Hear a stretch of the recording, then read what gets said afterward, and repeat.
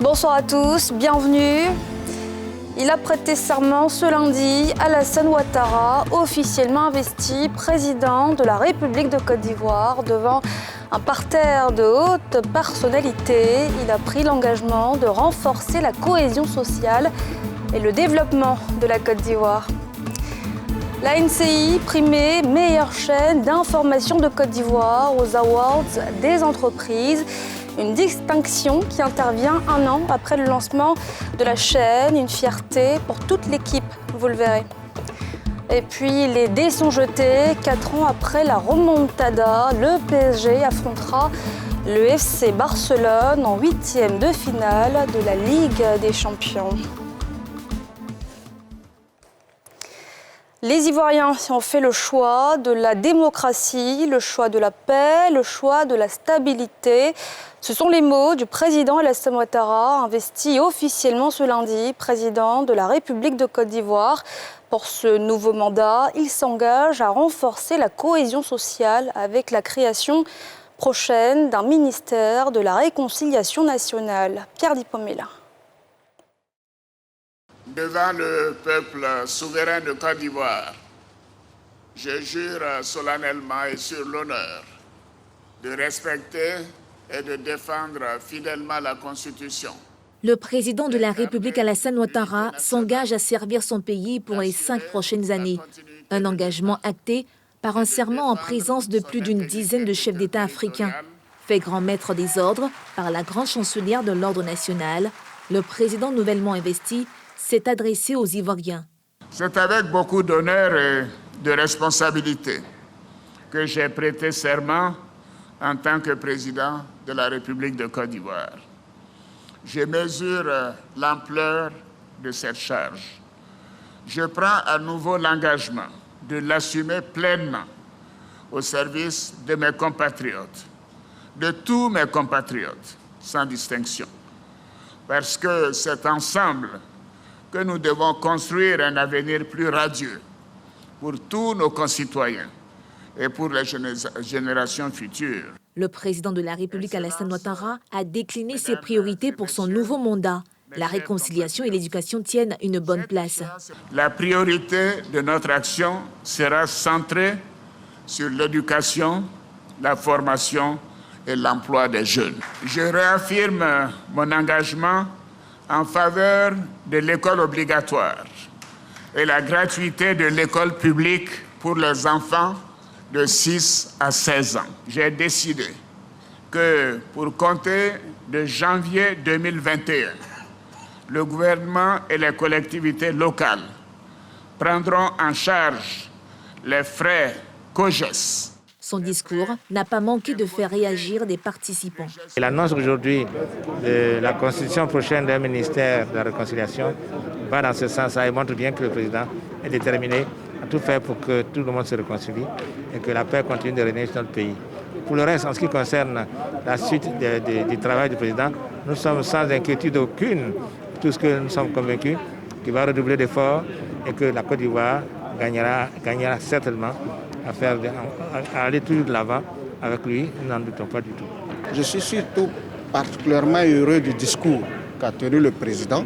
J'ai noté avec satisfaction sa volonté de porter un accent particulier sur l'éducation et la formation, avec la suppression surtout des frais COJES, qui pour moi est une décision à saluer. La consolidation de l'état de droit, pour moi, si tout le monde est respectueux des lois, cela pourrait diminuer un tant soit peu les crises politiques à n'en point finir dans notre pays.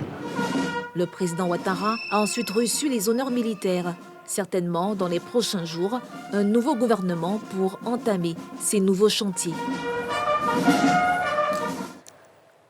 Une investiture du président Alassane Ouattara en présence de plus de 300 invités, dont de nombreux chefs d'État, des chefs de mission diplomatiques et des représentants d'institutions internationales. Une forte mobilisation malgré le contexte de crise sanitaire qui traduit la vitalité de la diplomatie ivoirienne. Reportage. Après la proclamation des résultats définitifs du scrutin présidentiel du 31 octobre dernier, par le Conseil constitutionnel, il a fallu attendre plus d'un mois pour la prestation de serment du président Alassane Ouattara, réélu pour conduire la destinée de la Côte d'Ivoire les 5 prochaines années. L'attente en valait bien la peine. La veille, c'était déjà un défilé incessant entre l'aéroport Félix Houphouët-Boigny et Sofitel Hôtel Ivoire, où la plupart des invités ont été logés. La cérémonie de prestation de serment a vu l'arrivée de plus de 10 chefs d'État africains, dont le président ghanéen Nana Akufo-Addo, Marc-Christian Kaboré du Burkina Faso, Umaro Sissoko Embalo de la Guinée-Bissau, Mohamed Ould Ghazouani de la Mauritanie. Au-delà de l'Afrique, Jean-Yves Le Drian a représenté le président français Emmanuel Macron. Parmi les illustres invités, un spécial, l'ancien président Nicolas Sarkozy, ami de longue date du président Ouattara, et plusieurs représentations d'institutions internationales. Cette mobilisation est en réalité une démonstration de force de la diplomatie ivoirienne, mais surtout la qualité des rapports du président réélu avec ses homologues de la sous-région et au-delà. Dans le contexte qui a été celui des élections présidentielles du 31 octobre dernier, marqué par des violences et des contestations d'une partie de l'opposition ivoirienne, cette mobilisation des chefs d'État sonne comme un désaveu pour l'opposition en quête de soutien international. Et puis pour les 5 années à venir, qu'attendent les Ivoiriens de ce nouveau mandat du président Alassane Ouattara? Nous sommes allés à votre rencontre, reportage de Nedja Eja et Tanguy Conan. Aujourd'hui, nous avons bon nombre de jeunes qui sont diplômés, qui n'ont pas de travail. Moi, je pense qu'il faudrait que le président puisse axer déjà ces 5 ans de règne-là sur ce point. Faire de telle sorte qu'aujourd'hui, la jeunesse puisse avoir de quoi sous la main. Parce qu'une jeunesse sans emploi, vraiment, je ne sais pas, elle sera livrée à elle-même. On a qu'à créer plus d'emplois pour les jeunes. Parce qu'actuellement, on a remarqué que la plupart des jeunes ne travaillent pas. Cette fois-ci-là, vraiment, il doit travailler sur au moins beaucoup de choses. Je peux commencer une chose comme ça. Au moins si le travail de la jeunesse et la population. Au niveau de la réconciliation, de la manière qu'il a débuté d'abord, c'est déjà bon. Parce qu'après tout ce qui s'est passé, il a invité son aîné, je peux dire c'est mon grand-père Bédier. Il a invité Bédier au moins à l'hôtel du Golfe à causer avec lui. Et il tend la main à toutes les autres aussi pour qu'ils viennent. Et il nous a promis que le président Gbagbo va rentrer après son investiture. Et nous croyons à ça aussi. Dans ce mandat du président, moi je souhaiterais qu'il y ait plus de social et puis que le gouvernement aussi arrive à mettre l'accent sur la réconciliation. Parce que la réconciliation, ça va nous permettre d'avoir un climat très apaisé et ça va permettre à l'économie ça va relancer l'économie et tout le monde va se sentir à l'aise, ça va faire bon vivre en Côte d'Ivoire. Parmi les chefs d'État présents à l'investiture du président Alassane Ouattara, plusieurs ont tenu à féliciter le chef de l'État réélu à l'issue d'un déjeuner offert après sa prestation de serment. À la hauteur de la Côte d'Ivoire. Et j'étais très heureux d'être ici. Merci. Nous sommes venus pour célébrer ce moment et le fêter avec le peuple ivoirien auquel nous souhaitons bonne chance. Assister le prise de serment du président Ouattara. Donc on souhaite que la paix règne en Côte d'Ivoire et on soutient tout le peuple ivoirien et les éléphants aussi. Merci beaucoup. C'était une belle cérémonie, une cérémonie pleine de solennité, mais aussi une cérémonie assez profonde en termes d'enseignement avec ce qui a été livré comme message par le président de la Cour constitutionnelle. Le Burkina Faso est présent à travers le président du Faso, le président Roch Marc-Christian Kaboré. C'est un jour de fierté nationale. Vous savez, l'investiture du président de la République est un tournant dans la vie de la nation. Et quand on sait tout ce que nous avons vécu comme péripéties à la faveur des dernières élections, on est très ému, on est très fiers de voir toute l'Afrique, le monde, venir saluer le président Ouattara, traduire l'amitié au peuple de Côte d'Ivoire. Et le président aujourd'hui dans son discours a décliné les grands chantiers, les grands défis pour demain.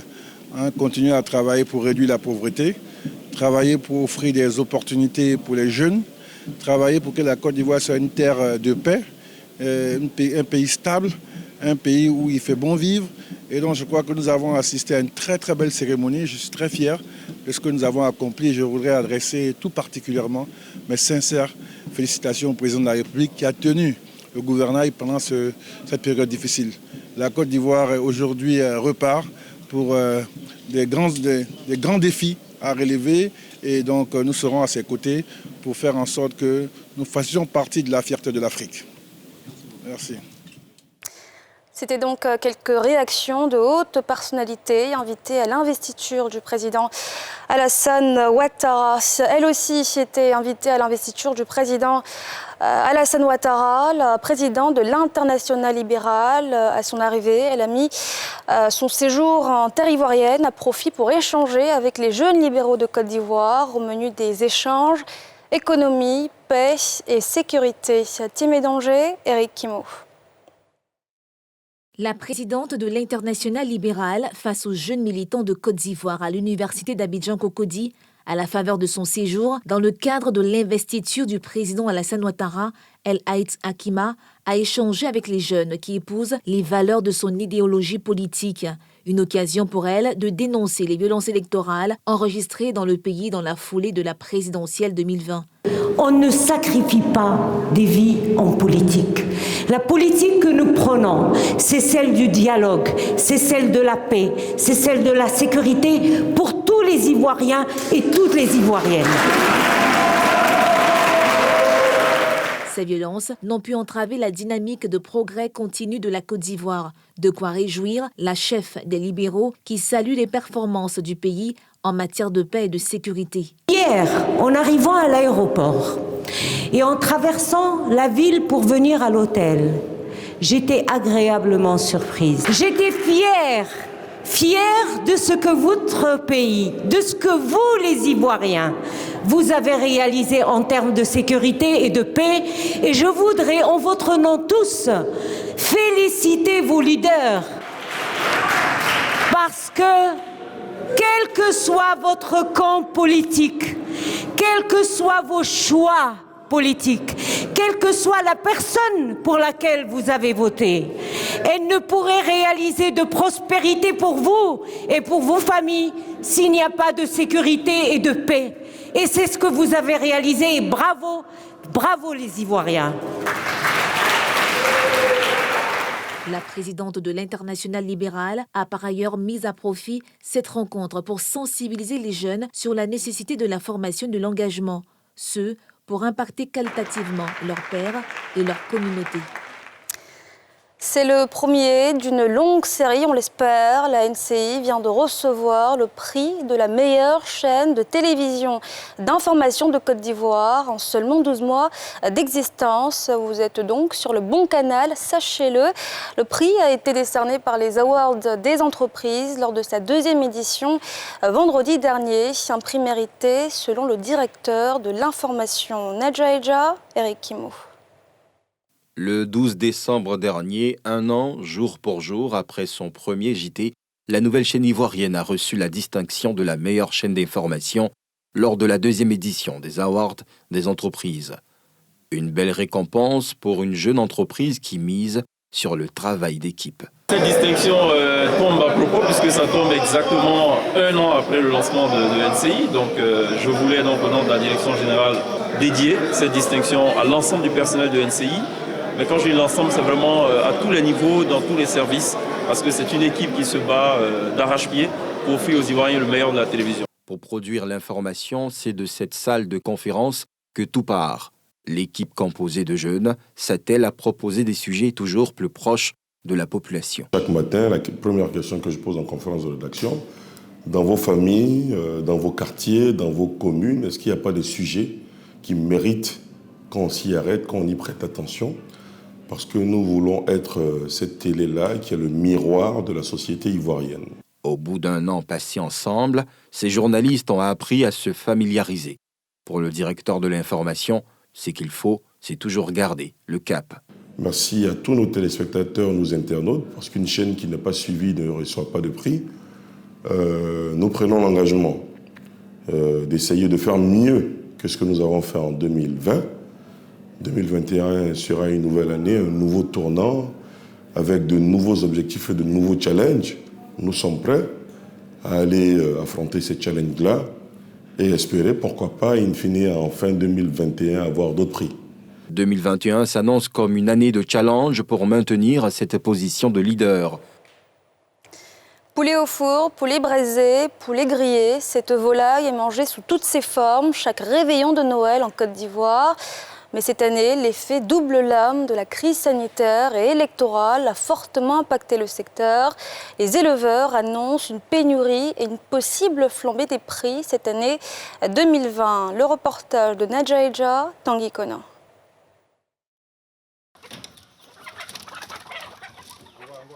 Aboubakar Dirasouba est vendeur de poulet dans l'un des marchés de la commune de Yopougon.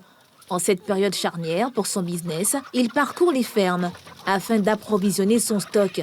Mais cette année, la tâche semble plus ardue. Parce qu'il n'y avait pas de poulet. Nos camions qui quittent à Nimele-Koro dans ces 2 temps-là, il y a un manquant de poulet en tout cas. Voilà. Même si la fête n'a pas commencé, nous sommes venus prendre pour aller garder son marché. Voilà, d'ici les 15, les 20, voilà, on va commencer à livrer. Dans cette ferme, où il a pu obtenir gain de cause, il se procure une centaine de poulets pondeuses, avec une hausse de 500 francs sur le prix en comparaison à l'année dernière. D'ici les 31, là, il va y avoir chaud, hein. Il n'y a plus rien. Les poulets de chien même là, ils ont fini de ramasser. Donc pondeuse qui est là, on est obligé de... Les gars nous fait à 3500 déjà. Voilà. Le prix d'en gros, normalement, on prend ça à 3000. Un surcoût qui s'explique, selon ce fermier, par l'amenuisement des ressources financières à cause de la pandémie de coronavirus. Cette année, avec le coronavirus, vraiment, on a rencontré beaucoup de difficultés. Voilà, quand on a fait le peu qu'on avait réussi à faire, il y a eu un problème de clientèle. Voilà, donc on a perdu beaucoup de poulets. Voilà, donc avec les maigres qu'on avait, on a repris un peu quoi. Chez certains agriculteurs, la baisse de production est surtout liée à une mesure de prudence. C'est le cas d'Aruna Ouedraogo, qui a réduit de presque la moitié ses prévisions initiales de 5000 bêtes à produire pour la période des fêtes de fin d'année. Moi, personnellement, j'ai produit 5000 sujets. Et il y a des gens, des grossistes qui viennent un peu d'Abidjan pour venir prendre avec nous. Donc on est obligé d'avoir peut-être prendre avec d'autres personnes 3000 à 4000 pour faire atteindre 8000, 9000 souvent. Mais cette année, c'est un peu compliqué. C'est un peu compliqué parce que beaucoup de personnes n'ont pas voulu investir. Le président, actuellement, quand on nous a atteint 10 décembre déjà, le portable somme. Voilà, ma commande, est-ce que tu n'as pas oublié? Mais aujourd'hui, il faut reconnaître que 2020, c'est un peu lent. Un manque à gagner aussi pour les éleveurs de circonstances qui peinent à trouver les intrants nécessaires pour leur production. J'ai passé une commande de poulet de chair. La commande devait passer depuis le 10, mais je n'ai pas reçu la commande, je n'ai pas reçu l'appel. Donc, j'ai décidé de venir vérifier, voir ce qui se passait. Il faut dire que la période de la Covid et puis les élections, ça a joué fortement sur la production des fêtes de cette année. On est en pleine relance, mais ce n'est pas les trucs qui se font du jour au jour. On va vendre les poulets, ce qu'il y aura, on pourra consommer. Voilà, ce n'est pas la peine. Je sais que les prix vont flamber forcément sur le marché. Bon, ce n'est pas la faute à quelqu'un, c'est la situation qui a voulu cela comme ça. Malgré les quelques 4000 éleveurs officiellement déclarés en Côte d'Ivoire, le risque de pénurie est à craindre. Dans l'actualité sportive, 4 ans après la remontada, le PSG affrontera le FC Barcelone en 8e de finale de la Ligue des Champions. Toutes les affiches du tirage au sort de ce 14 septembre, dans ce récit de Yeli Traoré. Quelques jours après la fin des phases de poule de la plus prestigieuse des compétitions européennes, les 16 équipes qui ont obtenu leur ticket pour le prochain tour connaissent déjà leurs adversaires.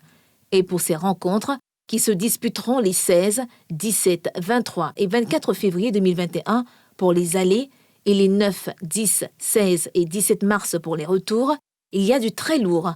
On pense forcément à ce choc entre le Paris Saint-Germain et le FC Barcelone, Un classique en Europe désormais, avec des tensions de plus en plus importantes entre les clubs et cette fameuse remontada que personne n'oublie. Encore une fois, parce que les dernières années, on a joué beaucoup contre le Barcelone. Et bon, qu'est-ce qu'on fait? C'est une équipe de grandes traditions, c'est une équipe qui sûrement, ce ne sera pas facile pour le 8e de finale, mais quand même, c'est toujours la même chose en Champions League. Pour arriver au bout, quand on a un objectif important, on doit jouer contre des équipes de ce niveau-là. Nous savons que le match retour se jouera à l'extérieur, mais nous allons essayer, nous avons la capacité d'aller plus loin et battre cette équipe. Mais nous devons être très impliqués, très concentrés, et si nous sommes bien, je pense que le Barça peut battre n'importe quelle équipe. Mais à l'inverse, si nous ne sommes pas concentrés, n'importe quelle équipe, à ce stade de la compétition, peut nous battre. L'autre gros choc de ces 8e de finale n'est autre que le duel entre l'Atlético de Madrid et Chelsea.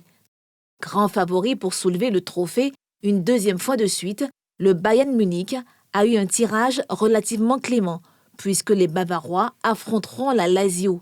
De son côté, le Real Madrid, qui a frôlé la catastrophe pendant la phase de poule, est tombé sur l'Atalanta. On notera aussi cette belle affiche entre Séville et le Borussia Dortmund, alors que la Juventus a écopé d'un tirage plutôt favorable avec Porto. Enfin, Manchester City devra écarter Gladbach de son chemin pour avancer dans sa quête tant attendue de titre européen. Liverpool, champion en 2019, aura fort à faire avec cette double opposition contre le RB Leipzig. Et c'est la fin de ce journal. Merci de l'avoir suivi. Excellente soirée à tous.